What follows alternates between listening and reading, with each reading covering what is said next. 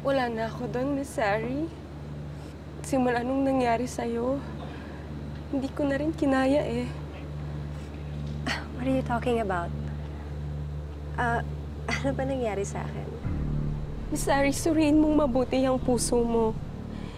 Hindi mo talaga mahal yung lalaking kasama mo kanina. Si Dean? Hindi mo siya mahal. May ginawa silang mind control para paniwalain ka na mahal mo siya, pero hindi mo talaga siya mahal. At nung nakita ko yung ginawa nila sa'yo, hindi na rin ako pinatahimik ng konsensya ko. Kahit na nagpakalayo-layo na rin ako sa sinukuan. Ano ba itong sinasabi mo? Si Kuya ba nagpapunta sa'yo dito para sabihin sa akin yan? Miss Sari, pumunta ako dito ng kusang loob para iligtas ka. Oh, you know what? I don't need your saving. Kasi mahal ko si Dean. Hindi mo siya mahal.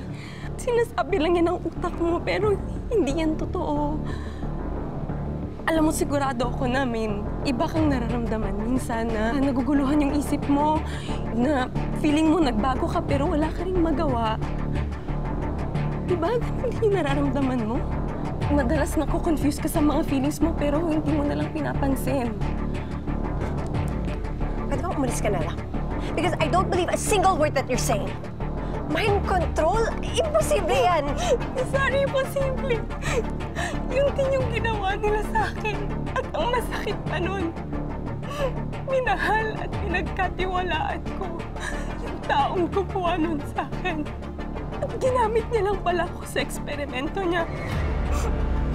Sorry, ayoko mangyari din yun sa'yo.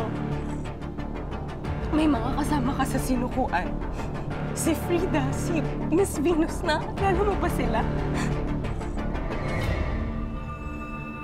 Venus, nasa panganib tayo. Huwag mo ko idamay dyan sa kabaliwan mo. Si Frida ang yayain mo. Total, pareho kayo marami alam sa buhay, di ba? What if napahamak si Venus? Nakita ko yung munghe na nakalaban niyo sa Casanova. Naaalala ko, pero malabo. Sorry, kausapin mo sila. Baka may nasabi ka sa kanila bago nangyari tong mind control na to. Sila ang magpapatunay na totoo lahat ng sinasabi ko sa'yo.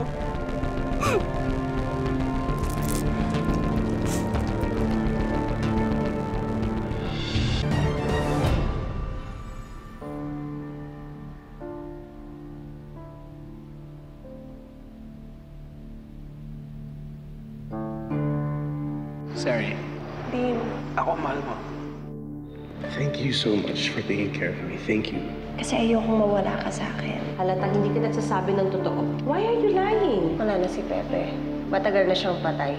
Si Dean lang ang concern ko kasi siya ang boyfriend ko. Please, you're disrespecting my boyfriend.